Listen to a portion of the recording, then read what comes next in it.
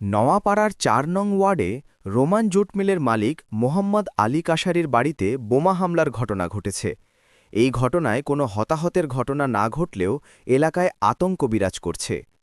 দক্ষিণ Bangla desk report. Abhaynagar উপজেলার নওয়াপাড়া পৌরসভার ৪ নং ওয়ার্ডের রোমান জুট মিলের মালিক মোহাম্মদ আলী কাশারির বাড়িতে বোমা হামলার ঘটনা ঘটেছে। আজ ২১শে ফেব্রুয়ারি শনিবার রাত ১টা ৩০ মিনিটের দিকে এই ঘটনা ঘটে। বোমা বিস্ফোরণের বিকট শব্দে এলাকা কেঁপে ওঠে। খবর পেয়ে ঘটনাস্থলে উপস্থিত হয় অভয়নগর থানা পুলিশের একটি দল।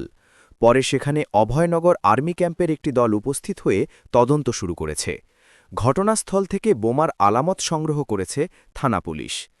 রোমান জুট মিলের মালিক মোহাম্মদ আলী কাশারি সহ তার পরিবার বোমা হামলার সময় বাড়িতে অবস্থান করছিলেন না বলে জানা যায়।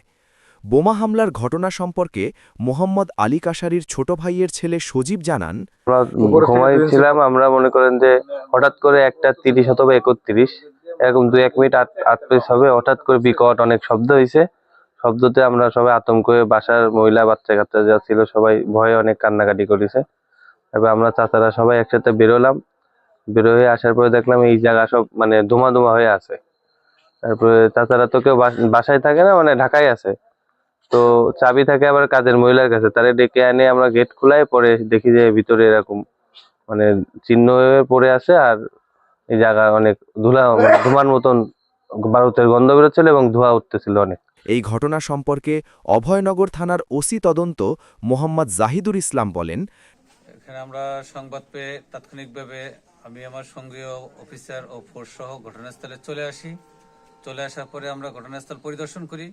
পরিদর্শন সাপেক্ষে এখানে দেখতে পেয়েছি যে ককটেল বিস্ফোরণের কিছু আলামত পাওয়া গেছে এবং এখানে যে জায়গাটা বিস্ফোরিত হয়েছে সেখানে কিছু চিহ্ন রয়ে গেছে এবং কিছু গ্লাস ভাঙা রয়েছে। তো আমার যে তদন্তকারী অফিসার আমরা ইতিমধ্যে এখানে নিয়োগ করেছি, তিনি যথাযথভাবে আলামত সংগ্রহ সাপেক্ষে তিনি সকলগুলো প্রয়োজনীয় ব্যবস্থা নেবেন এবং আমাদের পরবর্তী আইনগত ব্যবস্থা প্রক্রিয়া দেবেন। কেন এই বোমা হামলার ঘটনা ঘটেছে এখনও জানা যায়নি, তবে পুলিশ তদন্ত শুরু করেছে। তবে বোমা হামলার ঘটনায় এলাকায় আতঙ্ক বিরাজ করলেও আইন শৃঙ্খলা স্বাভাবিক রয়েছে। সত্যের সন্ধানে দক্ষিণ বাংলা।